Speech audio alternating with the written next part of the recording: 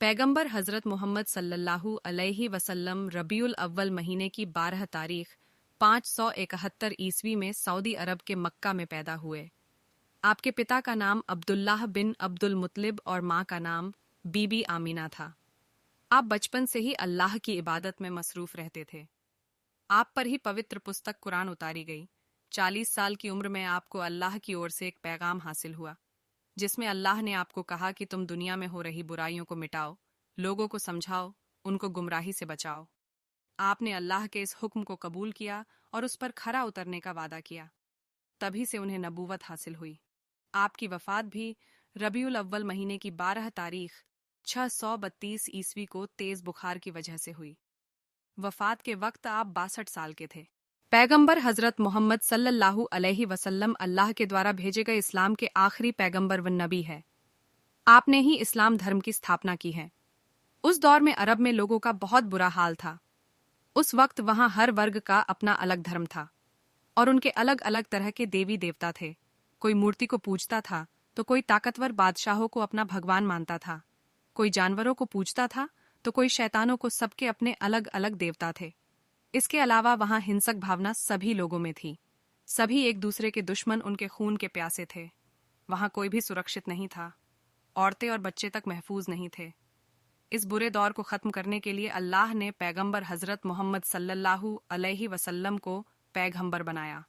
दुनिया की हजारों साल पुरानी आबादी में हजारों नबी व रसूल आए। अलग अलग लोगों ने अलग अलग अंदाज में पुराने धर्मों का प्रचार किया और फिर एक ऐसा भी दौर आया कि लोग खुदा को भूल बैठे थे और ताकतवरों बादशाहों को ही खुदा मान बैठे थे। ऐसे बादशाहों ने भी अपनी खुदाई होने का दावा करना शुरू कर दिया था। दुनिया के ऐसे बिगड़े माहौल में अलग अलग वर्गों में बटी एक दूसरे के खून की प्यासी दुनिया हर एतबार से गुमराह हो चुकी थी। ऐसे वक्त में इंसानियत की रहनुमाई के लिए पैगंबर आजम ताजदार कायनात महबूब परवरदिगार हजरत मोहम्मद मुस्तफ़ा सल्लल्लाहु अलैहि वसल्लम इंसानियत की रहनुमाई के लिए दुनिया में तशरीफ लाए। आपने लोगों से फरमाया, ए दुनिया वालों में किसी एक कबीले, खानदान, मुल्क वालों का ही भला नहीं चाहता, बल्कि मैं तो पूरी दुनियाए इंसानियत की रहनुमाई के लिए अमन और रहमत का पैगाम लेकर आया हूँ।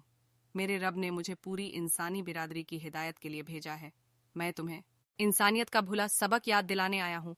मैं तुम्हें अखलाक व हिकमत की तालीम देने आया हूँ। आपने जो कुछ उस वक्त फरमाया उस पर अमल करके दिखाया। आपने सबको इंसानियत की रस्सी में पिरोना चाहा, एक दूसरे को एक दूसरे का भाई बनाकर मोहब्बत व भाईचारगी के रिश्ते में बांधना चाहा। तो इसके लिए यह जरूरी था कि लोगों की सोच एक तरफ लाई जाए, उनको एक अल्लाह की इबादत की ओर लाया जाए। मतलब यह था कि अगर सारे लोग एक ही माबूद की इबादत करेंगे तो ही एक बनकर रहने का सबक सीखेंगे।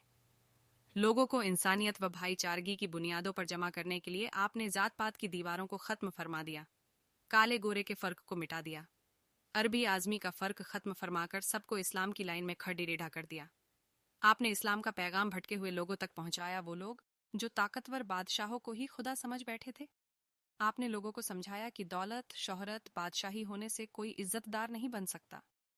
इंसान अपनी सलाहियत और शौक के मुताबिक रोजी रोटी के लिए जो पेशा अपनाना चाहे अपना सकता है। किसी के आगे झुकने और जुल्म सहने की जरूरत नहीं है। उन्होंने लोगों से यह भी फरमाया कि हलाल कमाई के लिए किसी काम को छोटा न समझा जाए और किसी भी पेशे के वजह से किसी को बड़ा या छोटा न समझा जाए। ऐसा सोचना इंसानियत और इस्लामी तालीम के खिलाफ है। सबको देने वाला सबका परवरदिगार अल्लाह है। दुनिया व आखिरत की बादशाही अल्लाह के लिए है। उसके अलावा कोई बादशाह नहीं हो सकता जिसके सामने तुम झुको और सर झुकाओ। अल्लाह जिसे चाहे अपने बंदों की खिदमत के लिए हुकूमत, बादशाहत अता फरमा दे। आपने उस वक्त ऐसे तमाम बादशाह जो लोगों पर जुल्म करते आ रहे थे, उन्हें अल्लाह का खौफ और अजाब बताया और दुनियावी व आखिरत की तबाही का खौफ बताया। आपने गुलामों को आज़ाद करने की ताकीद फरमाई और गुलामों को आज़ाद करने को बहुत बड़ा सवाब करार दिया। आपकी ऐसी ही कोशिशों से सैकड़ों गुलाम आज़ादी की जिंदगी जीने लगे। बड़े बड़े बादशाह जो खुदा होने का दावा कर रहे थे, वो एक ही अल्लाह की इबादत में लग गए और फिर धीरे धीरे गुलाम खरीदने और बेचने की रस्म खत्म हो गई। आपने दौलतमंद लोगों से फरमाया कि अल्लाह ने तुम्हें माल व दौलत से नवाजा है, तो याद रखो कि तुम्हें अल्लाह की उस अमानत का हक़ अदा करना है। तुम्हें उस दौलत को उसी तरीके से इस्तेमाल करना है जिसकी इजाज़त अल्लाह ने तुम्हें दे रखी है। अगर तुम दौलत का गलत इस्तेमाल करोगे तो कंगाल हो जाने के साथ साथ तरह तरह के गुनाह, बीमारियों और सजाओं के हकदार भी बनोगे। اسی لیے اسلام میں مال جمع رکھنے کی نہیں بلکہ اس کا استعمال کرنے کی تاکید کی گئی ہے۔ مطلب صدقہ خیرات کرو، اپنے بچوں کی اچھے سے پرورش کرو، اپنا کاروبار بڑھاؤ، اللہ کی راہ میں اس کے ضرورت بندوں پر خرچ کرو، مال دبا کر نہ بیٹھ جاؤ۔ آپ کی وفات کے بعد پورے عرب میں لوگ ایمان لائے، آپ کی بدولت پورے عرب میں اسلام کا پرچم پھیلا جو آج پوری دنیا میں قائم ہے۔ پیغمبر اسلام محمد مصطفیٰ صلی اللہ کی انہی مبارک تعلیمات پر مسلمان عمل کرے اور خوشحال رہے، آمین۔